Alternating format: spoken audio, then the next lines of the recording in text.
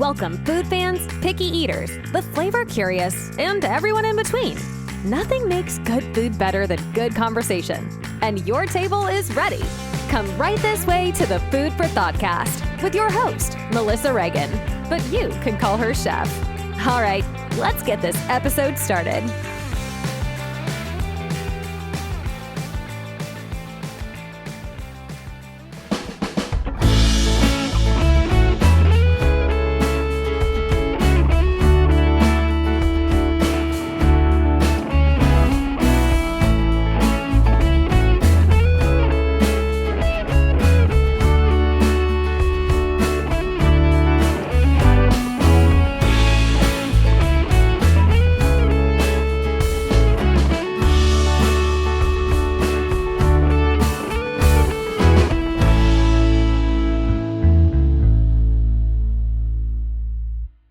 We'll be right back. As a chef and a person who loves all kinds of food, I'm always looking for ways that I can emphasize quality over quantity without feeling like I'm missing out or depriving myself of the things that I love. And I love pasta. Carbonara, mac and cheese, primavera, cacio e pepe, you name it, and I'm all about it. That's why I choose Bonza. Bonza is the pasta made from chickpeas, which means it has more protein, more fiber, and I believe, more flavor. Seriously, if you go in my pantry right now, there are 2 boxes in there awaiting their next culinary adventure. Bonza has over 12 different kinds of pasta, including penne, rotini, elbow macaroni, and cavatappi, which is my favorite, because all of those curves and ridges hold even more delicious sauce. Bonza also makes pizza crust, which tastes too good to believe it comes from peas. You can find Bonza at Whole Foods, Target, and Walmart. Now back to the show. Hi there, food fans. It's me, your host, Melissa Reagan, and welcome to the Food for Thoughtcast. I'm Melissa, but you can call me Chef. Today we're talking about steak, ribeye, tenderloin, porterhouse, T-bone, New York strip, cowboy steak, flank steak. What do you think about when I say these words? Do you get hungry? Do you feel intimidated, confused? Does your wallet feel lighter? Maybe it's your Friday night dinner. Maybe it's reserved for a fancy date. Maybe you don't eat beef that often. Maybe you're a whiz at the grill, following the TikTok reels, using a cast iron skillet. Are you a butter baster? Do you do a reverse sear? What are you into? Whatever it is, I'm sure that it always comes out delicious. Tip of the hat to anybody who can literally take a raw hunk of red meat and make it amazing. I want to talk today about steak.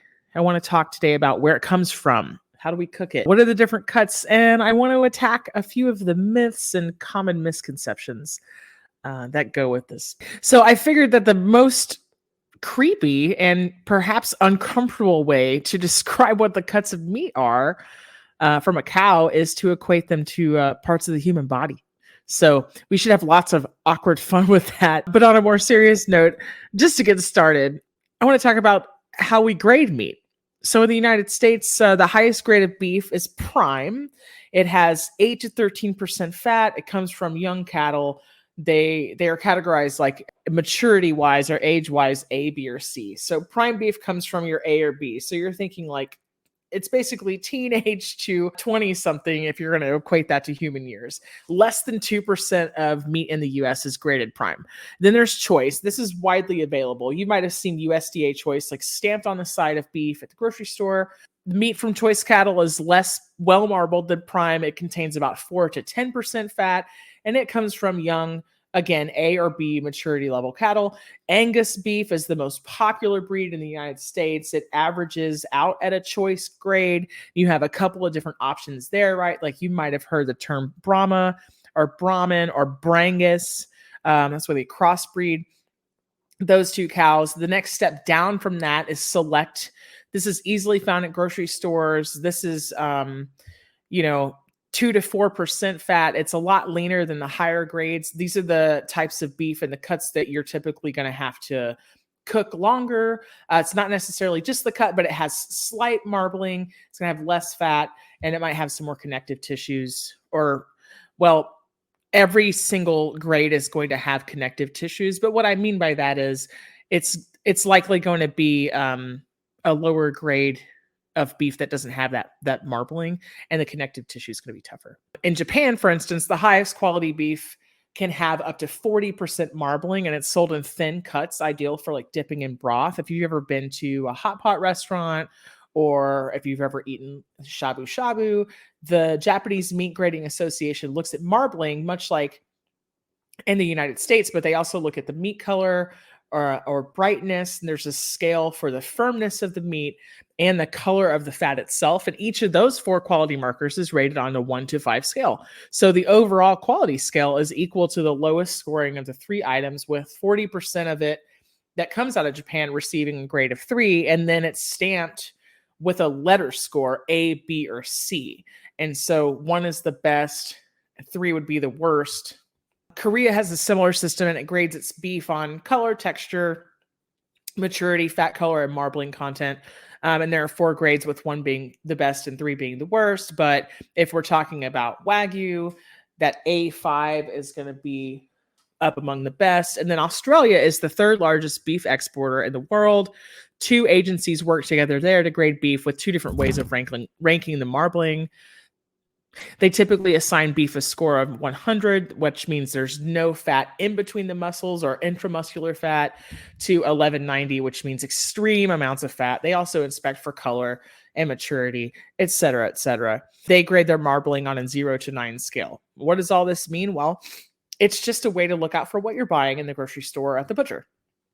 The USDA grade system was developed in the 1920s due to a recession that was specific to the agricultural industry. Cattle farmers hoped that the grading system would increase demand for the fatty meat that came from purebred, corn-fed cattle. Now we have grain-fed and we have grass-finished, and the systems have evolved with consumer preferences, and it doesn't really guarantee how much you'll enjoy a given cut, that the wording. Some of it's definitely catchphrases. Grass-fed beef, for example, a lot of times it has less marbling and it would be ranked low in these ranking systems, but people will claim that it has a different aftertaste. It might just have like a different way that it feels like on your palate. And if you're looking for well-marbled beef in a specific cut at the butcher or the grocery store, just trust your eyes first, right? Like, you eat with your eyes first, and you have that evidence right in front of you in the form of streaks of fat, the marbling, and the red color, and how appealing it looks to you. Because remember, everything is a matter of taste. So what you enjoy could be quite different from the next person. And guess what? That's totally fine. I want to tell you about some underrated meat cuts. I think they just don't get their due, and I think they're often overlooked. We're going to talk about flank steak. If you like a thicker piece of meat like you'd find at a steakhouse, that's an instance where you're going to overlook flank steak because it's thinner. It doesn't necessarily look as appetizing as others when it's in the package, but you can make some amazing meals with flank steak. You can fill it and roll it up and make pinwheels. It really responds well to slow cooking techniques. There's chuck steak. It comes from the shoulder. Obviously, when the cows walk, the shoulder gets used with every step, right? So there's a lot of exercise. So we have to remember that all the meat is muscle, unless you're talking about organ meats. And every muscle that moves, the more it moves, the more exercise it gets, the tougher it'll be. So the tougher a piece of meat is to start with, it's going to affect the way that you cook it, right? If you're talking about a fillet and it comes from the tenderloin, then that muscle really never gets contracted. It never moves while the cow is alive. So it's going to take a lot less cooking to make a tender product than if you're talking about something like the shank, which would basically be, you could think of it as like the hamstring in a cow, I guess, for lack of a better term. That meat is going to take a very long time to cook and slowly. It has all that connective tissue, but when it breaks down, it's super tender and it'll shred up and it's really delicious. So you have your chuck steak. It comes from the shoulder. You have the tri-tip. It's a triangle shaped cut from the stomach. It's not widely available everywhere. It's super popular on the West Coast, and it's really good on the grill or in a cast iron skillet. Then you have the hanger steak. It's named for literally hanging around. This is my favorite cut of meat. It's not too widely known. Extremely delicious. If you have the chance to go to a butcher and ask for this, it's really, really, really good. There's also Denver steak. It's going to be out of the top of that chuck. Then you have tenderloin or filet. That's very popular, right? You've heard of beef tenderloin or Chateaubriand, which is the top of the tenderloin, or filet. which is the steaks that are cut from the tenderloin. And I just have to share a quick pet peeve. Filet mignon literally means steak wrapped in bacon. So please stop calling it that unless it's wrapped in bacon. It just sounds silly. It's a filet. All right. Hanger steaks taken from the lower belly area. It literally hangs down between the tenderloin and the ribs. It's the most tender cut on the cow, in my opinion. And back in the day, they called it the butcher's steak. The butchers would keep it a secret. They'd keep it behind the counter. They would just keep it for themselves, which I think is pretty smart. We're talking about lesser known cuts of meat. We could mention the bavette, which is also known as a flap steak or sirloin tip or sirloin flap. I've had this and served this on many a buffet or for banquets. It sits right underneath the flank steak. It's of all the inexpensive cuts of beef, this one's the most versatile. It's really good for fajitas or like in a French style application or stir fry. And it needs dry and fast heat. And then you cut it thin and don't cook it all the way. That's what keeps it from being tough. You cook it medium rare to medium. The next steak is picanha. If you've ever been to churrascaria or a Brazilian barbecue place, this is also known as top sirloin cap or culotte. It's the sirloin cut taken from the triangular muscle, sits right over the top sirloin near the back of the cow. So we think like haunches, but not quite as far down as you would think of like a ham in a pig, but it's right on the top of the back of the cow. The texture and flavor is really similar to a sirloin. You think sirloin, it's like that's a strip steak or sirloin steak. It has a more intense flavors though. The fat there is very different. And the rendering and the fat during the cooking process is very different. Then we think about the outside skirt. Skirt steak is one of the most flavorful cuts of beef, even though it's one of the tougher cuts with a lot of connective tissue. It's really good for grilling. The skirt steak actually comes from, there's two separate places you can get it. If you think about the way that a skirt works, I know this sounds silly, but if you think about the way that a skirt works on a person, it wraps around. And on a cow, there's two separate muscles that literally envelop that chest and abdominal cavity right below the ribs in this section known as the beef plate, primal cut. It's kind of like the breastplate on a coat of arms or like a suit of armor. So those two muscles are the diaphragm muscle, that's the outside skirt, and then the transversus abdominis muscle or the inside skirt. I know this just seems like a lot of really deep talk, but if you think about and consider where your food comes from, there's a lot of science that makes things really delicious. And once you understand the how and the why, then cooking becomes just a little bit easier. And as it becomes a little bit easier, then it becomes a little bit enjoyable once it's not as intimidating. So this cut's a little bit thinner than the inside skirt, has more fat. It's a long, flat strip of meat. If you marinate it and prepare it correctly, the outside skirt's an excellent choice. It has a texture that's similar to fajitas and can have a lot of moisture. Skirt's the ideal cut for fajitas and tacos. Any application we're going to cross cut it or slice it really thin. You want a hot, dry cooking method. You want to cook it on a really hot grill for 3 to 4 minutes per side, searing the juices in. And, you don't want to cook this any more than medium unless you're going to smoke it. And then, of course, smoking is typically low and slow because you need to give the meat time to be tender. Now, searing the juices in. It's funny that I would mention this because it's one of the biggest myths about cooking red meat. So the saying goes that you can't poke a steak with a fork because it'll leak valuable juices. You can't cook the steak without searing it first, but we've seen the opposite of this in the recent trend. It's not so recent now. It's been around for a little while, but of the reverse sears. It doesn't really hurt the steak if you sear it at the end of the cooking process. It doesn't really matter because you're using that Maillard reaction to create that brown tasty crust on the outside of the steak. So it doesn't really matter what order you do the steps in as long as the steps are a part of your process. Poking a steak with a fork will cause it to leak valuable juices. This is only true to a degree. It's a degree so small that you really can't detect it with the human mouth.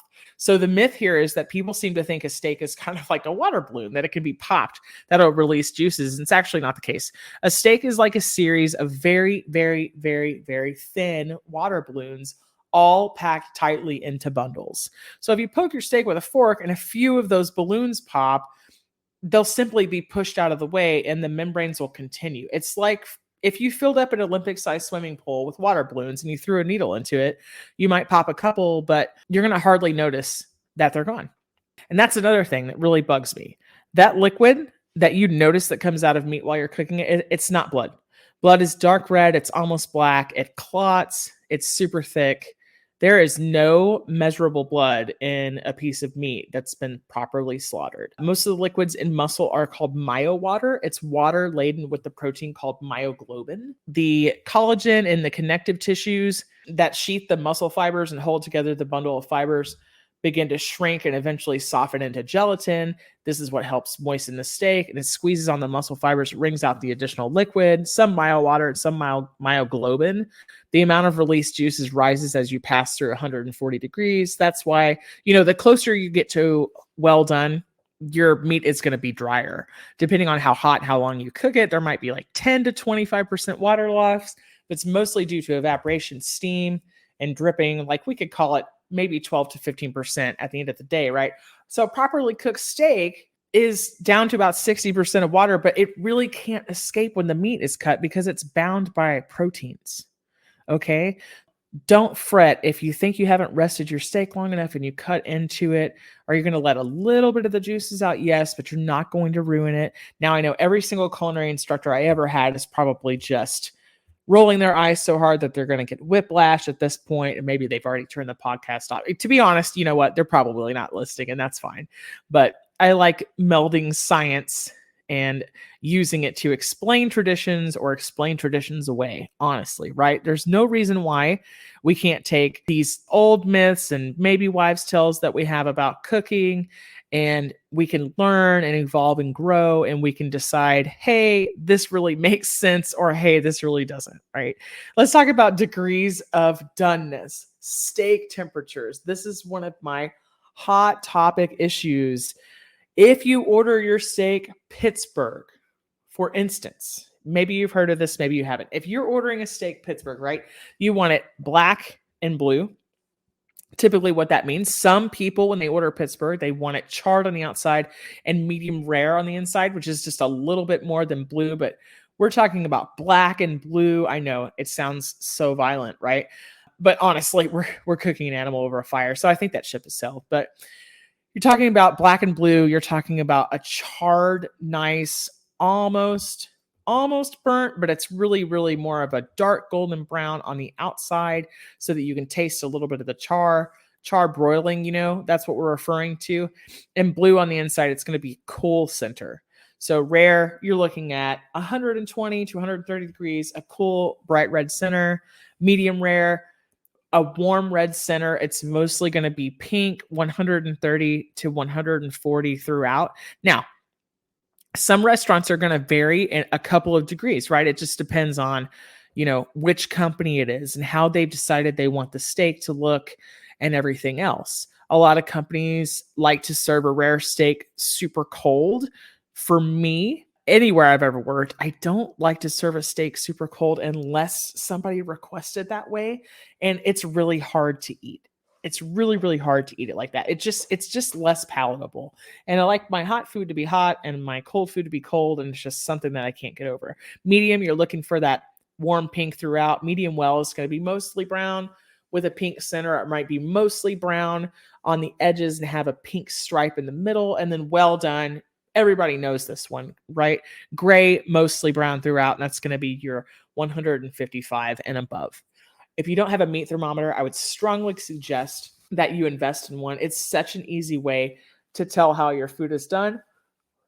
Once again, although science and I would disagree that you could ruin a steak by cutting into it, it'll still prevent you from having to cut into it, which just kind of makes it look prettier once you get it on the plate, right? I think some of the most overrated cuts of steak would be like a porterhouse, in my opinion.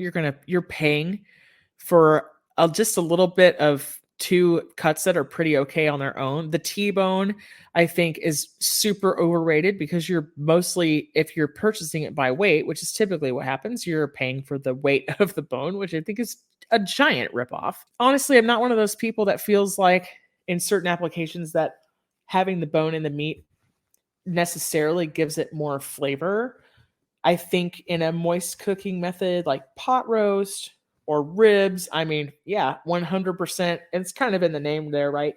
You need the bone there. But when you're talking about a steak, unless it's for presentation purposes, like you have one of those huge giant tomahawk bone and ribeyes, that's one thing. But for a regular bone and ribeye or a bone and New York strip, honestly, for my money, I would rather have a high marble content like ribeye. I think that's very flavorful, or one of the lesser known cuts like a bavette or a culotte or a hanger steak. I love a nice hanger steak. You can whip some fresh berries in the summer into some softened brie and a little bit of softened butter, maybe some parsley, some flaky sea salt, some crushed green peppercorns, and you can make a really amazing compound berry and brie butter. It has a little savory and a little sweet, and it has all that strong flavor from the brie, and you can set that nice hot sliced medium rare steak down on top. I think that is an amazing combination. The meat kind of melts at that point. If you've never had a hanger steak, go harass your butcher for this cut of meat. Try something new. I promise you'll be a fan. It's just so good. And it's also nice to just eat something different for a change. It's so nice to try something new every once in a while. I think there are so many different fun flavor combinations you can play with when we're talking about steak. You can try dry rubs and wet rubs. Did you know that you can age your own steaks? It doesn't take a ton of science. You can literally season them, keep them in your fridge. It's as simple as that. You can salt and pepper them 2 or 3 days before. It's going to form a different texture on the outside. It's really similar to what happens when you cold smoke meats. It forms a little bit of a leathery exterior called a pellicle, and there's a lot of flavor that happens there too, because what you're doing is you're allowing the salt and then in that other case the cooking process to pull out some of the moisture from the meat itself. But I think in a situation like beef, depending on what you're going to use it for, absolutely you want to season it just a little bit ahead of time, even if it's just an hour or two, if that's all you can spare. Say you just got home from work, you've got about an hour till dinner, you want to get that meat out and room temperature just so that it has a chance, those muscle fibers can just relax. Cold constricts things and heat makes things expand. It's no different when you're talking about meat. It doesn't make a huge difference as far as the speed with which your meat will cook. That's another common misconception. It has been proven that if you pull a steak out of the refrigerator and it's 40 degrees, if you leave that steak out for an hour or so and it reaches 55, if you sear both of those steaks at the same time in the same pan right next to each other, you're really just going to have about 2 degrees difference in the same amount of time. It doesn't make that big of a difference to the finished product, but it does help with the absorption of rubs and seasonings. So what's next? I would strongly encourage you to make friends with your local butcher. There are so many fun things that you could find that you might not know about. There are so many old and overlooked cuts now that we're entering this time where there's a shortage with certain foods and there's some supply issues in our supply chain. I think it's so much fun to go find something that you might have never used before. There are a lot of older cuts that'll come right from the top of the chuck that they don't really sell in the grocery stores anymore. It used to be really common. One of them is a 7-bone roast or a 7-blade roast or a shoulder blade roast. There are also chuck tenders. They're little false tenderloins, mini little tenderloins. They're really faux tenderloins if you think about it. They come from the chuck. Everything's going to come from the shoulder in that instance. We don't really see these cuts if you go to your big chain grocery stores, but your local butcher might be willing to do them for you. And there's really something unique about building a relationship with another human being, having them invested in what's going in your house and on your table, and being able to explore a new possibility with them. It's kind of like this podcast, right? We call it the Food for Thought cast, and it's really not always about the food. It's truly about the conversation and the dialogue that we can open ourselves up to when we join one another around the table. Maybe I've convinced you of a new steak to buy, a new steak to try. Maybe I've given you a little bit of education today. Maybe it was voluntary or it might have been against your will. Perhaps you learned more than you ever really wanted to know about the grading system in the United States. There were a couple of grades I didn't mention. There's prime beef, that's the highest grade. Prime rib, that's another pet peeve. It's really a standing rib roast unless it's USDA prime. It's two different things. A prime ribeye roast that's been graded prime is prime, but we have this habit in the United States. We can take the path of least resistance with nomenclature, right? And we start to call everything prime rib when it is in fact not. So we have prime, choice, and select, but underneath that we have cutter canner. This is the beef that goes into Alpo. Just saying, be on the lookout for it. Maybe don't buy it for your beef stew. Okay, that's all I'm saying. But I hope this episode has taught you something new and different about steak and where it comes from. I'll include some infographics on the website at www.foodforthoughtcmc.com. And you never know, you might see a few steak recipes come together on the site for your enjoyment. There are several different ways to cook steak out there. Charbroilers, there's the broiler in your oven, there's your stove, the stovetop method, there's the method on TikTok that everybody's a huge fan of, the sear and over high heat in a cast iron skillet, add the butter and herbs, and tilt to one side and baste it. That's great for some cuts. It's not great for every single cut. There really isn't a one size fits all cooking method for every cut of beef. Sometimes you'll see cuts of beef used as steak where they really shouldn't be. Sometimes it's a matter of cost, and sometimes it's a matter of availability. There are a lot of different ways to approach skirt steak, for example. I love to butterfly it open and fill it with perhaps a pesto or a cream cheese base, sun-dried tomatoes, fresh spinach, roll it back up and tie it, kind of like trussing a chicken, but you're just tying it into a long, skinny roast. You sear all the outsides of that. It's really, really similar to a beef braciole in Italian cooking, and you're just going to use the twine to keep it together, and then you're going to cut pinwheels out of it at the end. Whereas a beef braciole, you're going to baste that and braise it in a tomato sauce. Sometimes there's pine nuts, sometimes there's raisins. I really love that, and that's kind of a combination of both of those cooking methods, right? You have dry heat and you have moist heat. I hope that I have interested you today in trying some different cuts of beef, some maybe different cooking methods. I would encourage everybody to go look up the reverse sear. I think it's something that everybody should try at least once. It's a really neat science experiment, and you'll end up with something that's good to eat either way. So the dictionary definition of steak is a thick cut of meat that's generally sliced across the muscle fibers, right? You might have heard this said as cutting it against the grain or across the grain. There's two exceptions to this. There's flank steak and skirt steak. A lot of times these can be cut with the grain, depending on the cooking application and the intended outcome. Sometimes there's a bone, sometimes there isn't. Steaks are normally grilled, sometimes they're fried. I love a good chicken fried steak. It's not really a steak by dictionary definition, but we're going to let it slide because I live in Texas and chicken fried steak is amazing. It comes from a cube steak that's actually a tenderized part of typically the shoulder. Steaks can also be diced. They can be cooked in sauce. They can be minced and formed into patties such as hamburgers, but then you get into this gray area because it's like, well, is a hamburger a steak? And then you have some country restaurants that call it a hamburger steak, which I think is a really classic misnomer. And I don't know, there could be like 15 arguments about this, but steak comes from the Old Norse steak. It's very similar. There's a Saxon word stelk, but both of those words mean meat or meat on a stick. So typically it's probably on the bone. They can be made out of all sorts of things, right? Cattle, bison, buffalo, camel, goat, horse, kangaroo, sheep, ostrich, pigs, turkey. I'm not quite sure where a turkey steak comes from. I know that's a Midwestern thing. Deer, fish. There's a cut salmon. It's called salmon steak. But today we're going to focus on beef. Even a grilled portobello mushroom at some point, you might have heard it called a mushroom steak. Honestly, though, it doesn't fit the definition either. Neither would like mushroom cutlet or anything like that, or anything in the vegan arena. A lot of those things are delicious, but let's face it, none of them are steak.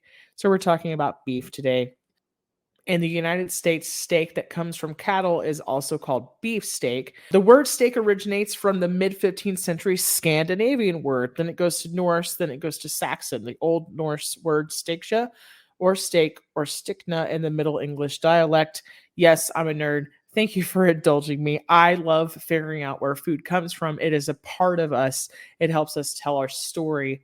Food brings us together, it unites us, and as much as it unites us, it also divides us. Everybody has an opinion. Taste is extremely relative. Everything's super selective, and no two palates are alike. No two taste buds are alike. And so, especially when we're talking about steak, you have everybody loves their steak cooked a certain way. Everybody loves steak from a certain restaurant. We can talk about steak sauce and steak marinades and steak rubs, dry aging and wet aging and sous vide cooking and everything else. There are 1,000 different ways under the sun to cook a steak. A steak raid was a custom among Scottish Highlanders of giving some cattle being driven through a gentleman's land to the owner of the land. So it was basically like, hey, we're going to drive all these cattle through your land. It's going to trample your land. They're going to leave ruts, mud. We're going to trod this trail basically through your property. And so, as a parting gift, we're going to give you a couple of head of cattle, which I think is pretty neat. There's an early written usage of the word called stekis. It comes from a 15th century cookbook, and it's a reference to beef or venison steaks. There's a lot of cultural significance to steak, right? Sometimes it's seen as a status symbol. Other meat products and steak and beef steaks can be frozen and exported, but before there was refrigeration in other forms, right? There was salted beef, there were preserved beef, there was beef jerky, there were jars of tallow. It still happens today. Hunter-gathering peoples, indigenous peoples, they would cut steak from their local animals. They would rely on things like reindeer or sea mammal meat, whales, kangaroos, bison. In the Middle East, meat recipes from the medieval times simply say meat, that they don't even specify which kind of animal. Then modern literature goes on to delineate like this steak comes from this cut, comes from this animal. Occasionally, some literature in medieval times might mention a gazelle, a kid, or a camel, and lamb and mutton were eaten because cattle were seldomly bred for food. At some point before they were used for food, they were used as work animals. And then Argentina, where fourth of the world's steak is consumed in Argentina, it's a national part of the cuisine, and asado has the status of a national dish.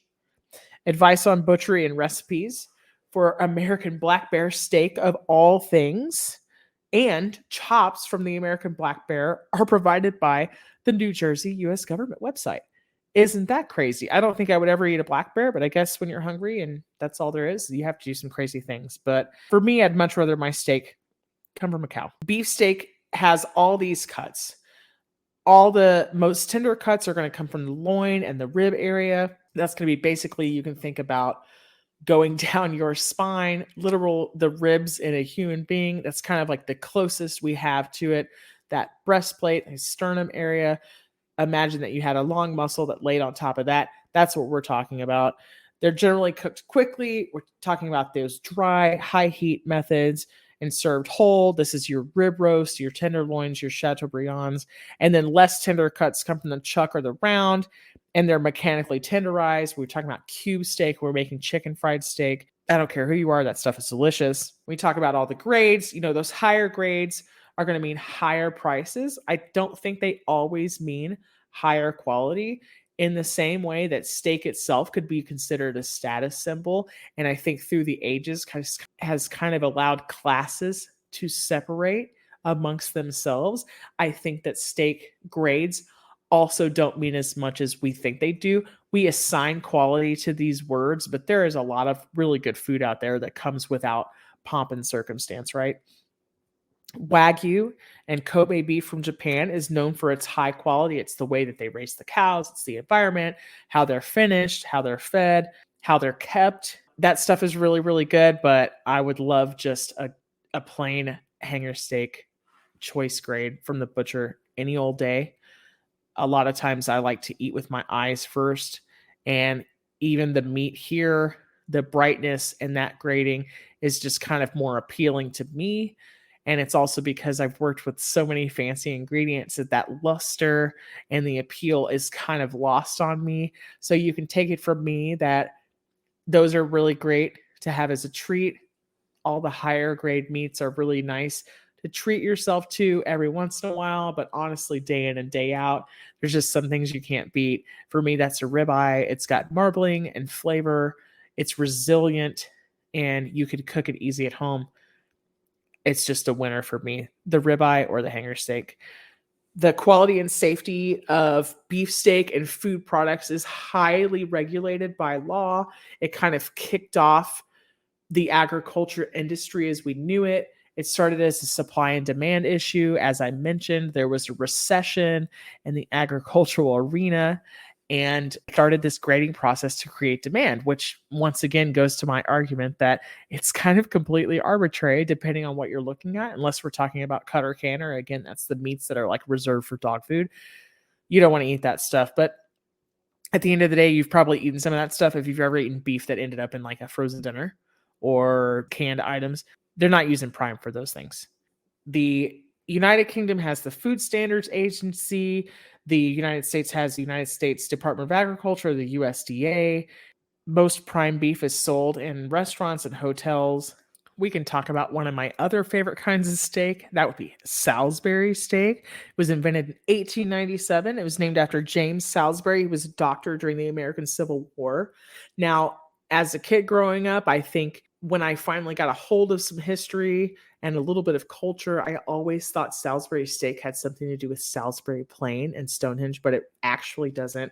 During World War I, American soldiers had knowledge of the German word for hamburger or Hamburg steak, and they replaced it with Salisbury steak for political reasons. As you can imagine, it became another word that we assigned value to, whether meaningful or not, but that's just how it happens. That's how our culture develops.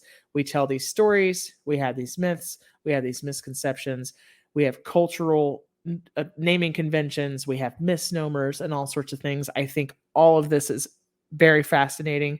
This doctor during the American Civil War, James Salisbury, he recommended that people eat hamburger 3 times a day. 3 times a day. I can't even imagine. I'm sure I would have the meat sweats after that. That's crazy. Fish steaks. So we're talking about cows today, but I want to touch a little bit on fish steaks. It just seems like an oxymoron. These are cuts that are perpendicular to the spine. They might have bones in them. So we're talking about salmon steaks, mahi-mahi tuna, halibut, and swordfish. You can bake these, poach them. You can use a court bouillon, which is just a nice way to say a really fancy seasoned broth. It usually has a little acid like lemon juice or wine. Or you can poach these in a sauce, or you can cook them en papillote, which is a French way to say in paper. Very, very fancy, very bougie. I don't personally vibe with salmon steaks that well. They just have a lot of fat, and they're right by the spine. There is fat that in the salmon, there's fat that's a little bit closer to the spine that's very strongly flavored. It's much different than the fat that you find in the belly, and it just has a very strong aftertaste, and I am super not a fan of that. Talk about pork steaks. Pork steaks also come from the shoulder of the pig, and they can be cut from the loin or the leg as well. So you're talking about pork loin steaks. These are going to be like your boneless loin chops. You find those large packages of very thin steaks in the grocery store. Those are really good for braising. You can sear them on high heat. They are very flavorful. You're not going to find a lot of fat there, but they're super flavorful. There's a lot of collagen in the meat. They can be really, really tough.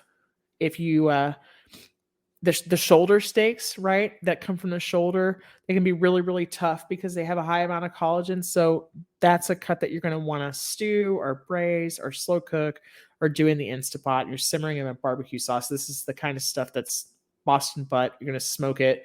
You're going to make pulled pork with it, cook it nice and low and slow, right? The Boston butt is that's colonial New England cut. Originates in colonial times. Butchers would pack all of the fewer, like the less than cuts from a pig. They would pack them in barrels, and the colloquial term for those barrels was butts. So that's how It's called a Boston butt. I think this stuff is fascinating. If you're still listening, thank you. I hope you're not bored to tears. I think it's so important to know where our food comes from and how we got to where we are, so that we can tell the next generation, like, you know, all these amazing facts and how their food evolves. Because who knows? We could be having all sort of crazy different steaks in the future, different patties. I don't even know. I don't even know what the future of beef steak looks like as we move into more plant-based stuff, maybe for the environment. I'm interested to know about what the lab-grown meat situation is, and I don't really think it needs to be as divisive as anybody makes it. We're going to make technological advances, and everybody will have the option to go with it or to not go with it. I'd like to give you some fun facts about different cuts of steak, maybe some common misconceptions about those. Porterhouse steak and T-bone are not the same. I've heard some people say that they are the same and they look almost identical. Both of them have a little bit of the sirloin and a little bit of the fillet, and both of them are double cut, so you get more bone and you get less meat with a T-bone. More bone and less meat in a T-bone, which is why I think it's not as good of a value. Another thing is with aging, filet does not need to be aged. It's so lean, so there's no fat to break down through the aging process. It kind of makes it unnecessary. Underrated meats, the rump roast, just because it's tougher doesn't mean that you shouldn't buy some from time to time. It's way more flavorful than filet. It's going to have all those connective tissues and fat. It's typically like 1/3 the price of filet or tenderloin. Don't be afraid of over seasoning meat. A lot of that's going to get absorbed into those little pathways, all that collagen we talked about earlier, those little water balloons that are holding like all the cell sacs that are holding all the juices and all that myowater in the meat. A lot of the heavy seasoning is going to fall into the fire anyway, to be honest, if you're grilling. So it's better to have more flavor than less flavor. Even 45 minutes before you sear a steak is enough time to get some really incredible flavor onto it and just let it sit there with the seasoning on it. You always want to make sure your heat source is hot enough to get a nice crust on your steak. You want to get a nice char. You shouldn't be able to hold your hand over your grill, your skillet for more than 2 seconds. This is your one chance to get that brown, nice flavor on the outside. If you grill your steak, I think you get a little bit of a slower process. You're going to retain the most flavor. You're going to use those coals, that gas, or that wood to heat the meat evenly. If you're grilling your steak, leave it alone for a little bit. A lot of times I'll see people put the steak down and immediately want to turn it. The best thing to do is just leave it alone, let it go, turn your back on it for just a little bit to let it get a nice sear. Always, always, always, I see all these cooking websites go, no, you can't use a fork for meat. I think we covered that. Honestly, there's a couple things that I would recommend. If you don't feel confident cooking steak at home, absolutely take a local class somewhere. You just need to gain a little bit of confidence to make some really amazing food. I'm going to go out on a limb here and say that 60-70% of steakhouses are about the experience, the things that come with the steak, the settings that you're in, not so much the steak itself. You can really reproduce that experience at home with just a little bit of skill, a little bit of knowledge, and really even limited equipment, if that's all you have. If you have, for instance, a really nice grill, or you have some sort of fire pit situation, or you have a nice broiler on your stove, maybe you have an indoor, like a little flat top or a griddle attachment, like a plate that'll come in and out of your stovetop there, or you've got a cast iron skillet or even a grill pan. It really doesn't take much in the way of tools. It's just a little bit of knowledge and how you apply it. Talking about prime rib. For instance, there's 15% of the steakhouses in New York actually still have real prime rib on the menu, not the standing rib roast like we discussed earlier. When I talk about aging steaks, is this something that intimidates you? Is this a term that you hear and you just go, I don't know what that means? So your brain kind of turns off. That's what happens. I hear words I don't know and it just kind of goes, what? It goes into one ear and out the other. Maybe my brain tries to wrap around it, but it's just there and gone. It's in and out, right? If I have no prior context, I've never heard the words before, It's going to take me a few times to get it. Dry aged steaks are way more expensive because they lose moisture and because of the potential for mold. So, dry aging is where you take the meat, you store it in temperature and humidity controlled refrigeration for like 3 to 6 weeks. It's not the same as drying it. You can do that in the sun. You could make, the Native Americans used to make pemmican. It was like a meat and dried herb and fruit kind of jerky alternative. Would press it into a mold, it would press it into a bar, they would preserve it in that way. Or you could make jerky, or you could cure beef, you could salt preserve beef. This is not that. This is refrigerated. So even though we're saying this is a dry age and a dry technique, they still have to work really hard to control the humidity because the inside of refrigerators are moist. All that science and all that process makes it really expensive. There's usually a thin layer of mold that you get around these steaks. That's why I really don't prefer them. It's a lot of extra work on the front end. When you dry age a steak, you get this mold. You have to trim it off before cooking and you lose a lot of moisture. So, for instance, if you have a 1 pound steak and you dry age it for 3 to 6 weeks, it's probably going to be 12 ounces by the time you're done. And a restaurant is going to have to pay for that pre existing weight. They're going to have to pay for the beef before it loses the moisture, which means you're paying for it. You're making up for it on the back end, right? You're still paying the price for that 16 ounces when you're really going to get the value of that 12 ounce. So I don't know. I just kind of think it's a waste of money. Is there a flavor difference? Yeah. It tastes a little wangy to me.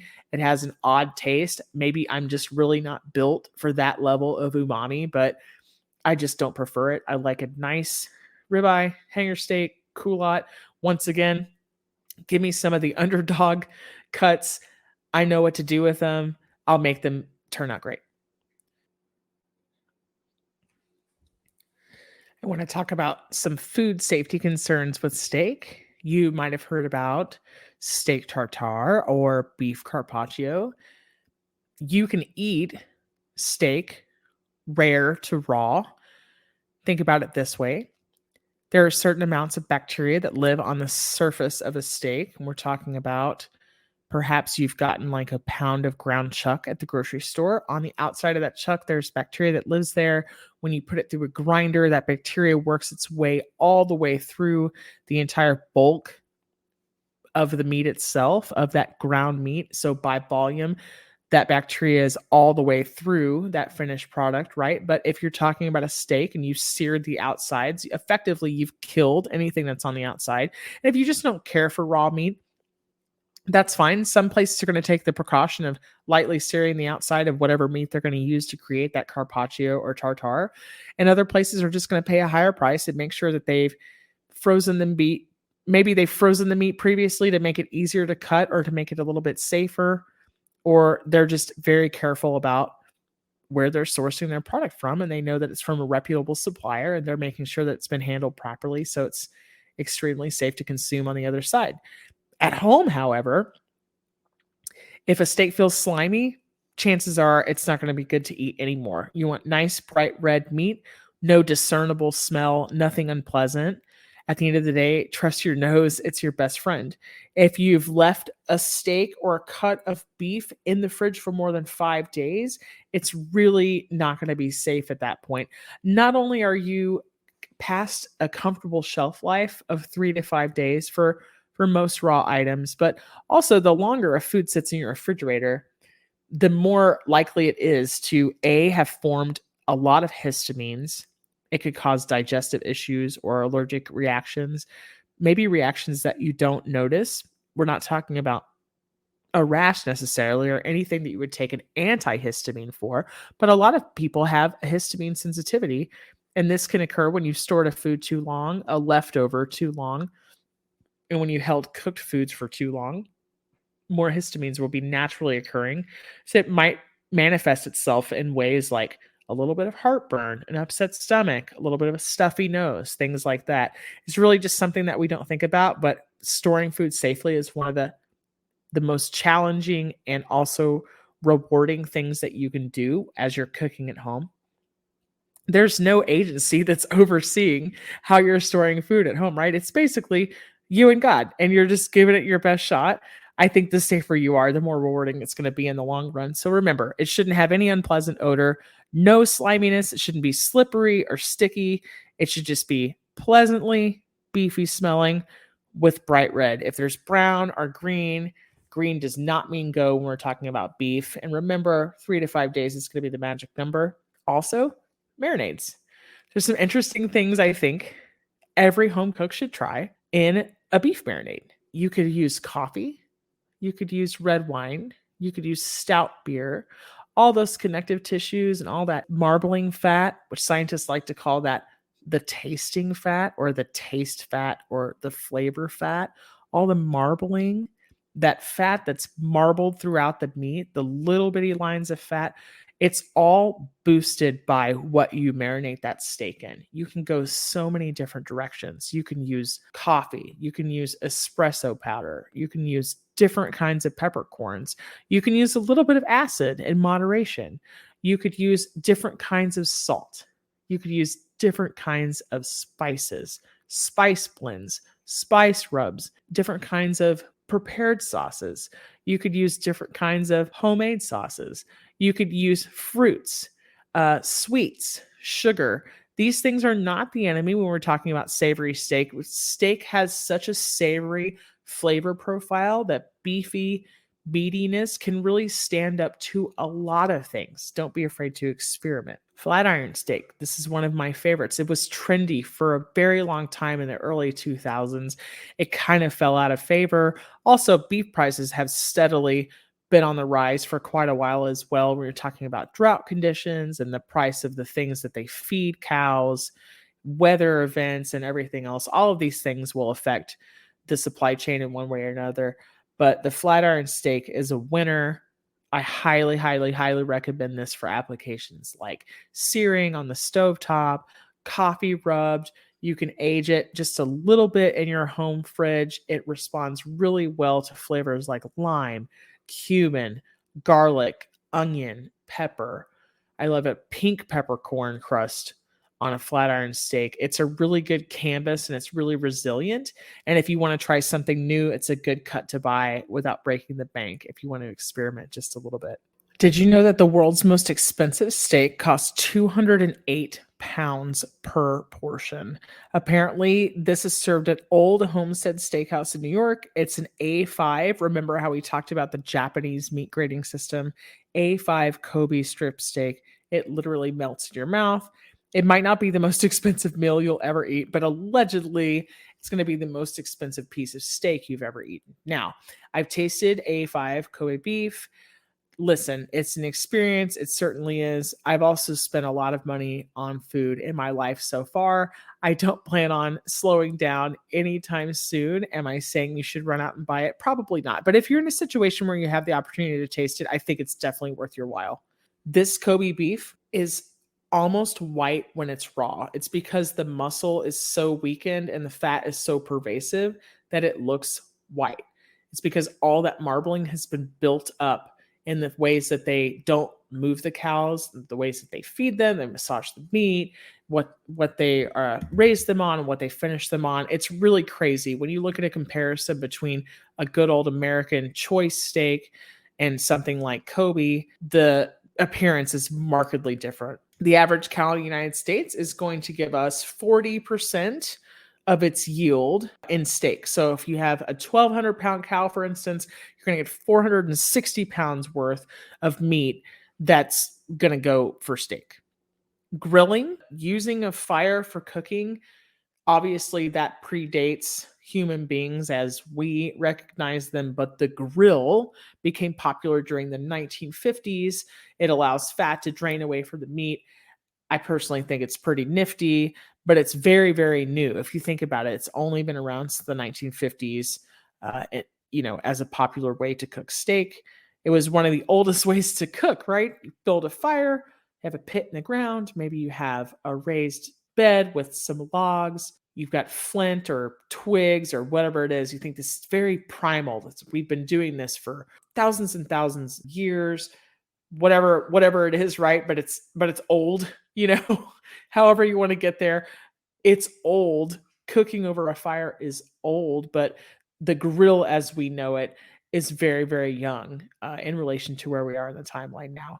I think that's super interesting. Fun facts and fun trivia aside, mundane science, all the details, more information than you could ever wanted to know about steak. I hope this inspires you to buy and try something new. If you try a cut of steak that you've never had before and you enjoy it, or maybe if you don't, but you learned something in the process, won't you let us know? Interact with us, the Food for Thoughtcast on Facebook or Instagram. Come to the website, check out the recipes that get posted. Let me know how you did. Let me know what you found, what you liked, bonus points for pictures. I can't wait to hear about the adventures that everybody will have. This has been some serious food for thought. That's a wrap for today. Until the next episode of the Food for Thoughtcast, make good food, eat good food, share it, and be kind to one another. Thanks so much for listening today. You are part of what makes us special, and we are so glad you joined us. Don't forget to rate, subscribe, and leave a review. Just like food, delicious podcasts are better when you share them with others. Come back for seconds wherever podcasts are served, and we'll catch you in the next episode of the Food for Thoughtcast. You can find us on Facebook and Instagram at the Food for Thoughtcast or at www.foodforthoughtcast.com, where you can link to all podcast players, or you can send us an email at foodforthoughtcmc@gmail.com.